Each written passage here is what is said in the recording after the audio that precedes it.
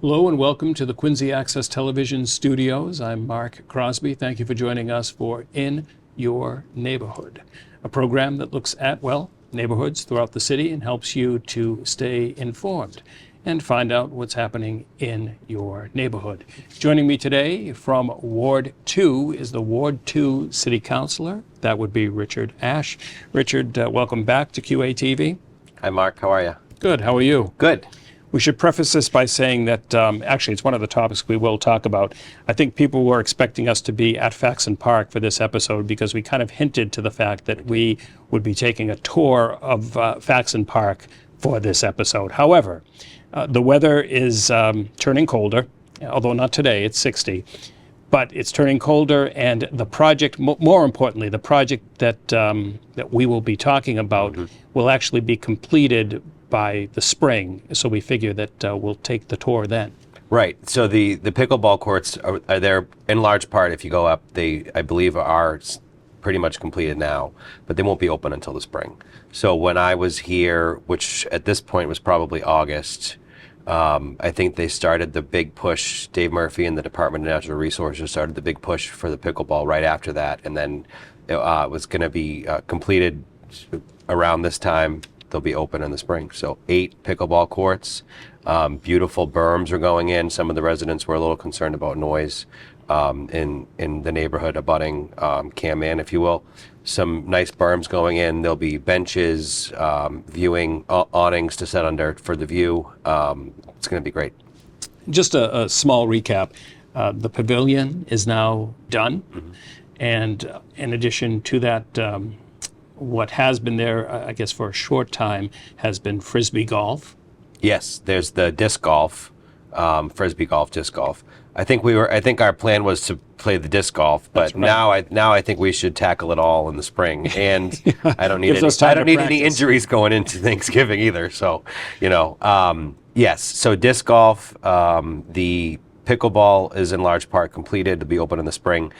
There's a new pavilion. So the pavilion wasn't replaced. There's an added pavilion in Faxon Park. So when you go in, the main entrance there on Faxon Park Road, there's the playground to your left. If you go, I think I timed it so I could give people the right directions. If you count to 16 while you're driving, pay attention to the road. But if you count to 16 and look to your right, you'll see up another field where there's the new pavilion, and it's great. It's great.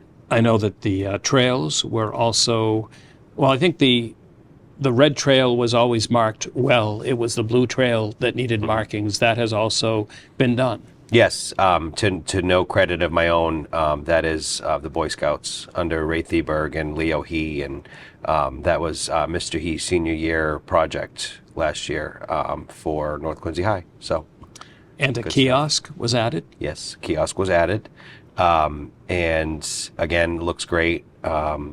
And what the next up will be the bathrooms. So if you came to my Ward 2 Sundays in the park, the Faxon Day, I believe, was October 14th or 15th, maybe even 13th. But in any event, you could, right where we were at the new pavilion, if you look down that hill, that's where the bathrooms are going to be put in. So that's the next up on the list for Faxon. Were there ever bathrooms there? No. No. Okay, I didn't think so. I played St. John's baseball years ago and couldn't remember seeing any kind of bathrooms.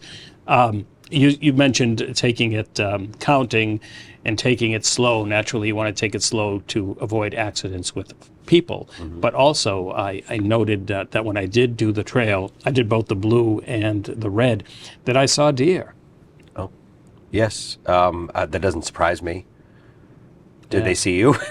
They did. Yeah. So they didn't hang around. Good. So we talked about caution, of course, in the park. It's the age-old issue of lighting in the park. Quincy parks are from sunrise to sunset, and the issues become if the light is going to attract people after hours, or if the light is necessary because people are already there after hours. I certainly haven't figured that out, but I trust, the Department of Natural Resources and Commissioner Murphy to tell me that the lights should not be in the parks after dark. So that's if you're in Faxon, just keep that in mind. There will be, with all the additions coming in, reminding folks that all the city parks do close when the sun sets, and of course enjoy it prior to that. And I was going to say that the wildlife doesn't need lights. Well, it is a polarizing issue, though. I will say some people, if they live near a park and they notice that people are there after hours, or even just enjoying it after enjoying the amenities, or for other issues, they want the lights because they want to be able to see who's there and who's not. But then you wonder if it attracts people that shouldn't be there after hours. Right. So, in any event. So that's Faxon Park. Yes. Let's talk about the Four River Clubhouse. Yes. That's an ongoing project. Correct. So last time we talked, I updated you that the roof was going to be replaced over the fall months before it got too cold to do so. That project was bid out. Unfortunately, the only respondent to the public bid, was a vendor who was not DCAM certified, which is what we need for that project. So it needs to be bid out again, and I'm told that is happening as soon as possible. I think we talked about this area, and that was East Howard Street, South Street, Cleverly Court, definitely for the fields. Yes. So that is actually an ARPA project, meaning that it's state funds that paid for the repaving of East Howard is really the main road, and then that paving spilled off to Cleverly, Des Moines, in that area. It looks great. The road was not in good condition, so I was happy to see it done. It was one of the roads that sticks out to me, certainly, in Ward 2 that needed to be done. And with the attention that we'll be paying to kind of the new park and the new area come the spring, I hope, it's good to have that large piece of Ward 2 paved and done over. Now, on the corner, the cannabis shop, where does that stand? That used to be the old Yes. Burger King site. Yep, 503 Quincy Ave. That project was approved through the zoning board. I believe it was last December or early this year. I do see some work going on, but I haven't seen any big work, or I don't even know that they really need it, honestly. It might just be all internal. I don't remember there being plans for any additions or any construction. But I do see some work going on to open at some point in the future. And I think on the Braintree side, so it doesn't really affect Quincy other than, well, traffic, I suppose. Dan Quirk is going to have a Genesis dealership right Yes. around there as well. Yep. The Genesis would be on the corner. Yeah, it'd be the opposite corner of where the cannabis shop is going in. Right. And then you also have the new condominiums that are open, and I believe they're called Portside. There's 12 units right across from the Genesis on East Howard. So if the Watson is on your right and you're driving down East Howard, it's past the Watson, Okay. closer to the train tracks. And as we talk about Cleverly Court and what's going to be done there, we know that the car wash is going to be demolished. Yes, the car wash will be demolished. That will be parking for the fields, and then I'll be working with the Department of Natural Resources and the mayor's office to figure out a great plan for that area for any added amenities. As folks will know, that the material for this show does come from your newsletter. I was Does. going to have you hold yours up. Yours is in black and white, and mine is in color, but it's cut off at the top because this is just a printed copy. But you start the letter with information for folks about the HERO Act. I know the Director of Veteran Services was at QATV to talk about that. Yep. But just briefly to inform residents about this. Sure. So Mara Healy and her administration signed the HERO Act into law in Massachusetts back in August. One of the issues or advantages for municipalities really was an added tax abatement for veterans. And there are a number of tax abatements already that have to do with levels of disability that are out there for veterans. What the HERO Act does specific to municipalities is gives us the option to either tie those existing abatements to the cost of living, or double them, or both. So those are the three options that we have as a city, or quite frankly, leave them. It's permissive. We don't have to increase the tax abatements.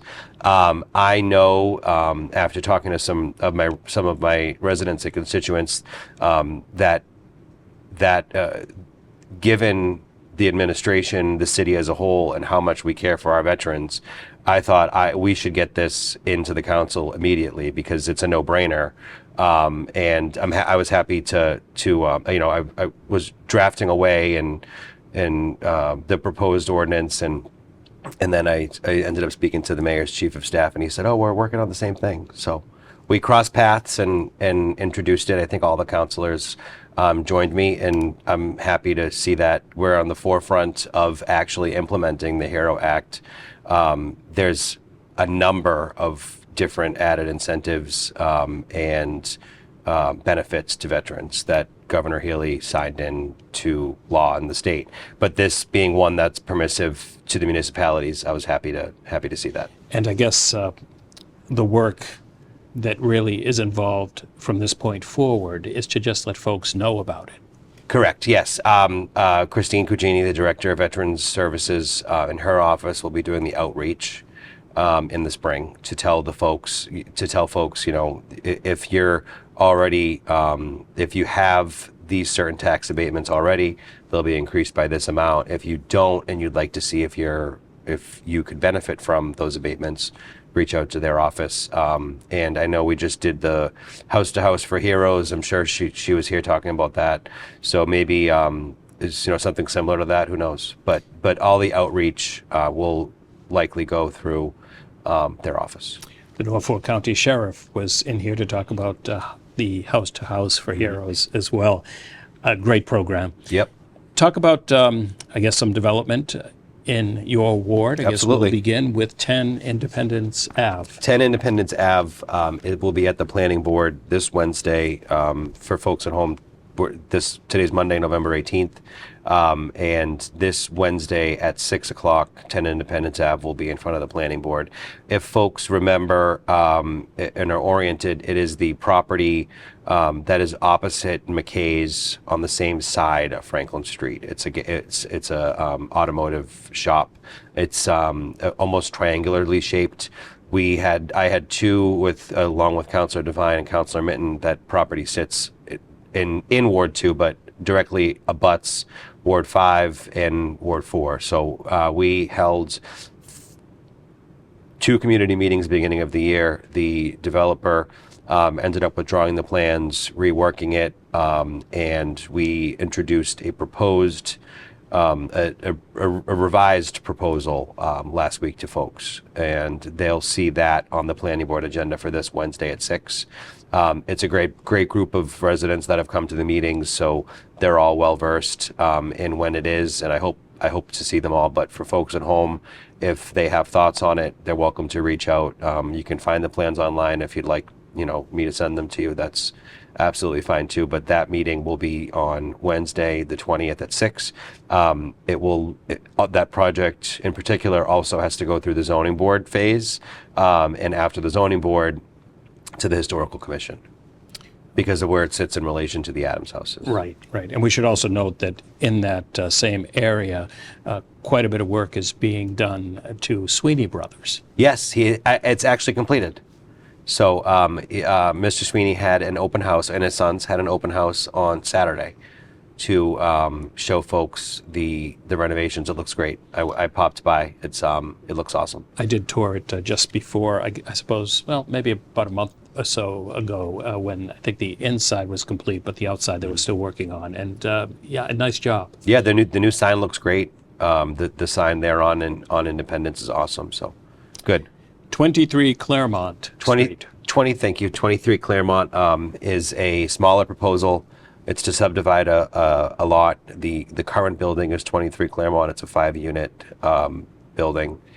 The current proposal is to subdivide that lot and then build 2 more townhomes on the separate subdivided parcel, if you will, leaving the 5 units as is. I had a community meeting on that proposal along with another at 506 South Street. The 506 project was withdrawn, and they're not moving forward with that. But 23 Claremont is on the zoning board agenda for December 10th. So Okay. again, the folks that were interested in that, they certainly know that. But for folks at home, December 10th at 6. And they can watch the coverage on QATV because, Absolutely. of course, QATV covers the zoning board. 97 Sumner Street. Yes, 97 Sumner Street is a 5-unit townhome project, taking a 2-family and a single family that are existing, demolishing them, and creating sort of a smaller cul-de-sac there at 97 Sumner. We did a community meeting on that earlier this summer. The project did just go through the planning board phase and received a positive recommendation. They now have to go to zoning board. So that is in front of the zoning board next Tuesday, the 26th. Yes, next Tuesday. Is that, just out of curiosity, is that I suppose, the direction that projects get approved? Does it always go through planning first and then to zoning? Not always. I don't didn't I think don't so. think it needs. I don't think they need to. I think it makes more sense to do it that way. Not every project needs to go to either. Quite frankly, planning is you know as well as I do. It's site plan review, special permits. More so, what are you going to use the property for, and then also what's underground, how to deal with any particular utility issues, etc. Zoning is you need a variance against the city zoning code, or building code rather, and you would like someone to bless that variance for you to build outside of those parameters. The last property that we will discuss is 619 Washington Street. Yes, 619 Washington Street for folks to orient. 619 Washington is the old Pizza Hut on the corner of Washington and Cleverly. I hosted a community meeting at the end of August for that. The proposal is 5 stories, 30 units residential.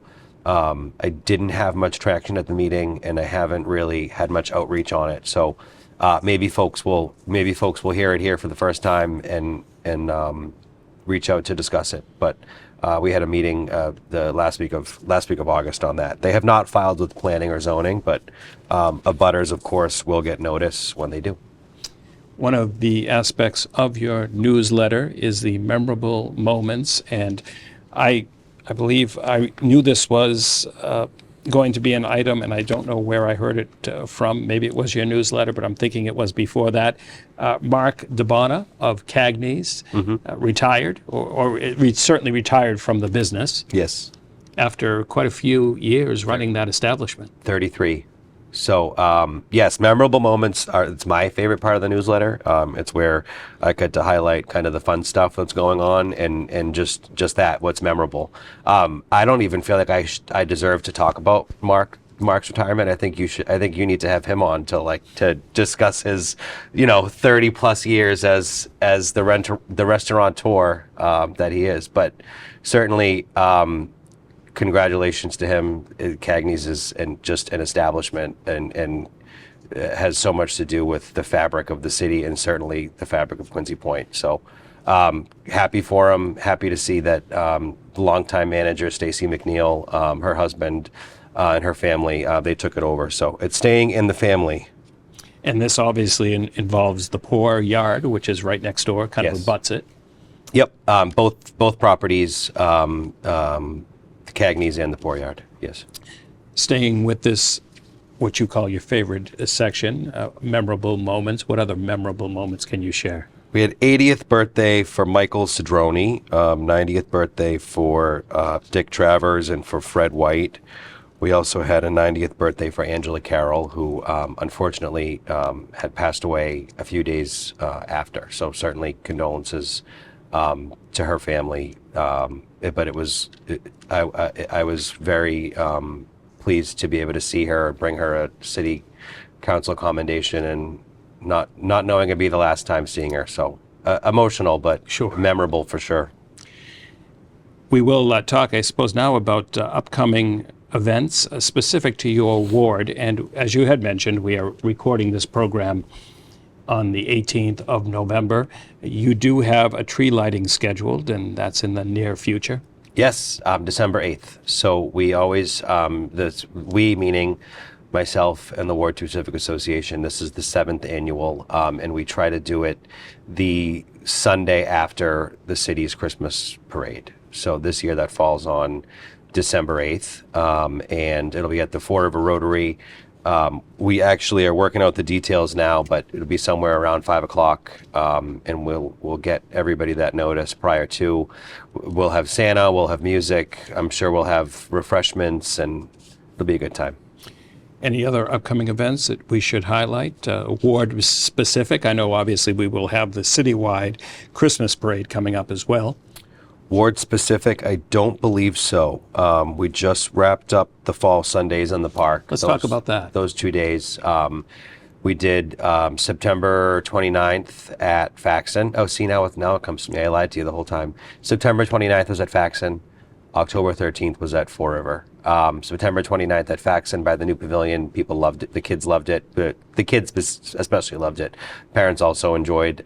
We utilized the new pavilion. We had Break Rock Brewing, Smiles by the Mile, trolley dogs for food trucks. We had Smile by the Mile, of course, is Sally Hughes, who's one of my constituents and friends. So it's always nice to loop her in.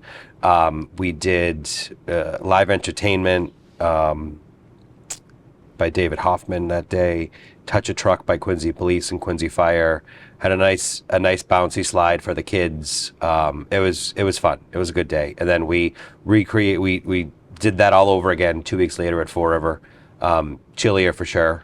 It was a rainy day, but that's why I try to do 2 of them, so you can hopefully make it to one and enjoy the day. But We haven't had, might have been the last rainy day because we haven't had rain in the forecast. And actually, that brings me to a point.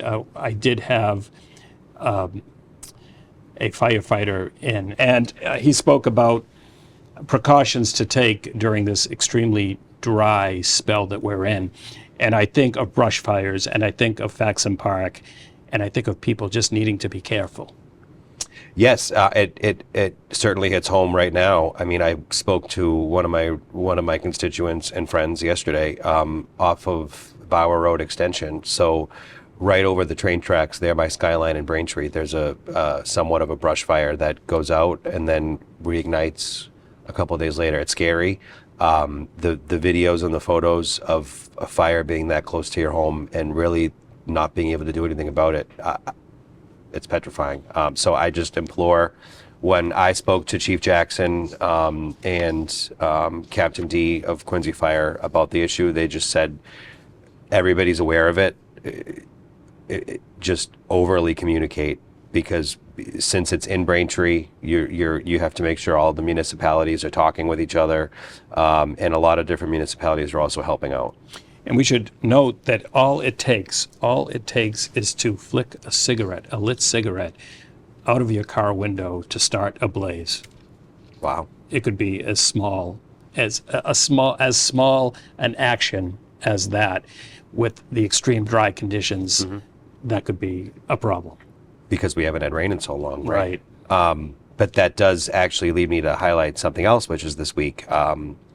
So later on this week, on Thursday at 2 o'clock, is a safety meeting at 1000 Southern Artery that I'm hosting with Quincy Police, with Chief Kennedy, Officer Cleary, Chief Mark Kennedy, of course, of Quincy Police, Officer Steve Cleary is our Community Resource Officer in Ward 2, as well as Quincy Fire, Chief Joe Jackson, Captain Patrick D, who runs a lot of the community events. So it's really important for me to get into 1000 in particular before the winter months, and give the residents some tools in case we have a bad winter and everyone's hunkered down. We're going to cover, the police department's going to cover senior safety by way of Social Security scams and how to avoid them. Probably, I'm sure the Are You OK program will cover. And then the fire department, I know Captain Jackson is looking forward to talking about fire prevention tips and whatnot. We have had Officer Donnelly in from the Quincy Police Department to talk specifically about scams. We have had Captain Willard in from the police department, again, to talk about pedestrian safety. And that leads me to the last area of this program, the last area of your newsletter, which we haven't tapped, and that is traffic, parking, alarm, Yes. mostly lighting. Pedestrian safety is what I'm getting at. Yes, I mean, it could be its own segment. Our traffic department, traffic, parking, alarm, and lighting, they're incredible. We meet once a month. They are regularly tackling constituent issues. You know, maybe a sign here, maybe an added caution sign here, or a slow sign there. All really the issues that affect our day-to-day lives with respect to parking and neighbors and all of that. The traffic department came in to the city council last Tuesday, the 12th, I believe, and gave an update along with Department of Public Works under Commissioner Grazioso. And they gave kind of their high-level updates on where the mayor's capital improvement plan is, and their request for more funding and what that funding would go toward. And I guess I'll highlight the number of Ward 2 projects that the traffic department had included in theirs, which was not only the intersection of Southern Artery and Washington Street, which with the added developments, of course, sees a lot more congestion than it used to, and you can probably say that every year, of course. But the traffic department was looking for funding to kind of do a comprehensive overview of that intersection and what could be better, as well as Southern Artery and South Street by Clifford Marshall. I did have some residents bringing their young kids to school that really didn't think they had enough time to cross, or everybody's in a rush. I'm sure it's really scary trying to cross with a kid, with a minor going to elementary school. Washington and Sumner is also being looked at for the low vision population. There's no voice at that particular intersection that tells you when you can walk. Right. And then last but certainly not least is Pond Street Southern Artery at Mill Street. So turning onto Pond Street opposite CVS. The traffic department's request was to come in for some funding, look at those intersections, see what can be better, see if they can rework the lanes, if they can add covered right turns. They're looking to do that as soon as possible. I guess the next time we meet, I don't know if the next time we meet will be at Faxon Park. Oh, you're right, For the because tour, that'll likely maybe. be February. Maybe, I'll be back up in February because I like our 3-month schedule. Okay, that's what it we'll gives me keep. enough time to get some stuff done and gather my thoughts. But we're always working. yeah, and again, we basically, it seems like our frequency is based on when your newsletter comes out. So keep the newsletter kind of coming out, and you'll keep on coming back in, I Yes, suppose. absolutely. Thank you, Richard, for joining me. Thank you very much. And thank you at home for watching, and please remember to support Quincy Access Television to ensure more programming just like this.